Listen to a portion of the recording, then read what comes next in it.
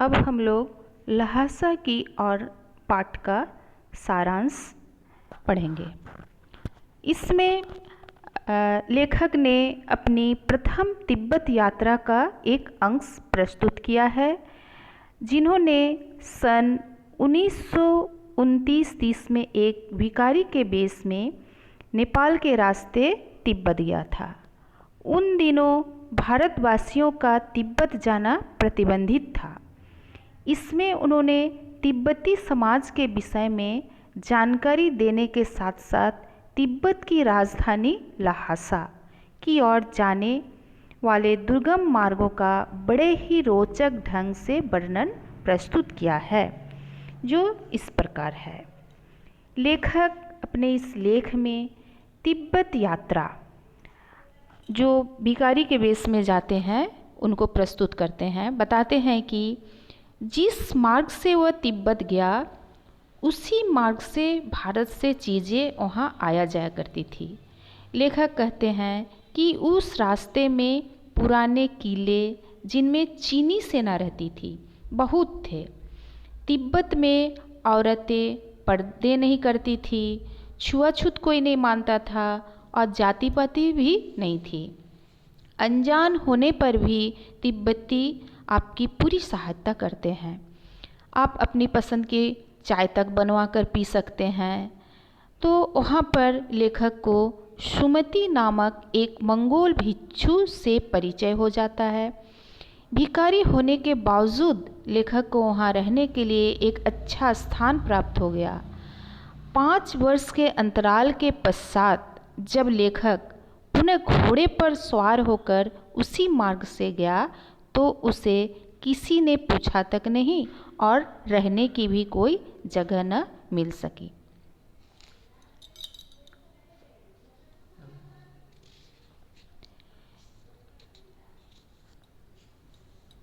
वे कहते हैं, रास्ते में जब वह जाते हैं तिब्बत में, थोंगला जगह का नाम है, 16-17 हज़ार फीट की ऊंचाई पर तिब्बत की सबसे ऊंची और खतरनाक जगह थी।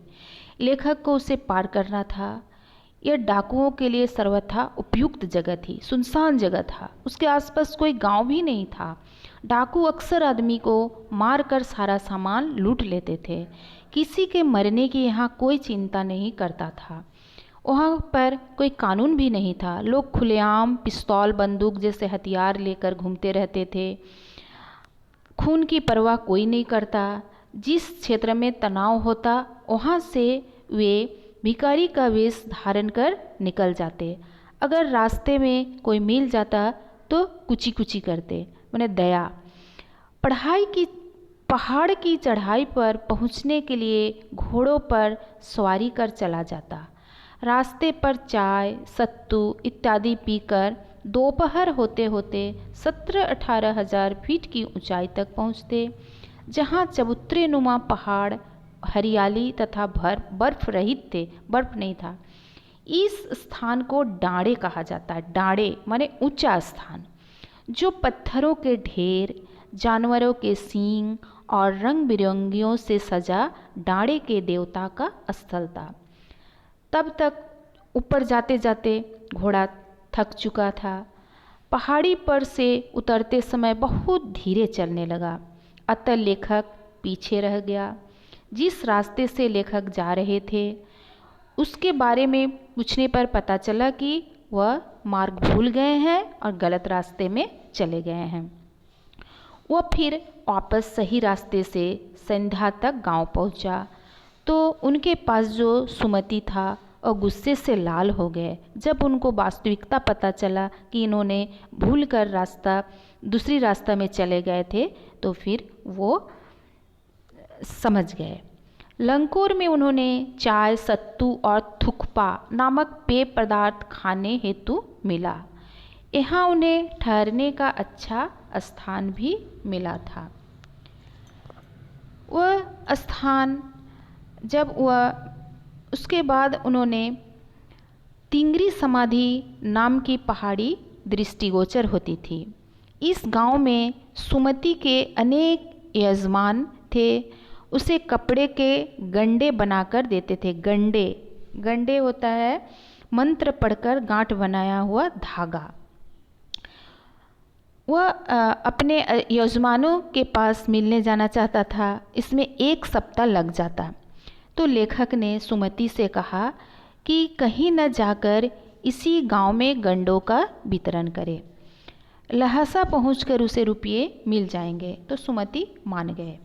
दूसरे दिन उन्हें अपनी ही पीठ पर सामान लादकर चलना पड़ा, क्योंकि उस दिन उन्हें कोई मजदूर न मिला। धूप तेज और अजीब सी थी, पर वे फिर चलते रहे। उनका कंधा पीछे से ठंडा हो गया। वे सेकर विहार की ओर निकल पड़े। तिब्बत अनेक जागीरों में बटी पड़ी है। जागीरदार स्वयं खेती और एक भिक्षु को रखते थे। उनकी खेती बाड़ी का सारा इंतज़ाम देखता था। वह किसी राजा से कम न होता था। सेकर का मुखिया जो इतना सज्जन था, बड़े प्रेम भाव से लेखक से मिला। वहाँ उन्हें एक मंदिर ले जाया गया और बुद्ध वचन की अनुवादित हस्तलिखित 103 पोथियाँ दी। प्रत्येक पोथी करीब 15 किलो वजन की थी। वहीं लेखक को आसन मिला। लेखक इनको पढ़ने लगा और सुमति अपने यजमान से मिलने के लिए जा चुका था, किंतु वह दूसरे दिन दोपहर तक लौट आया और दोनों ने सामान उठाया था।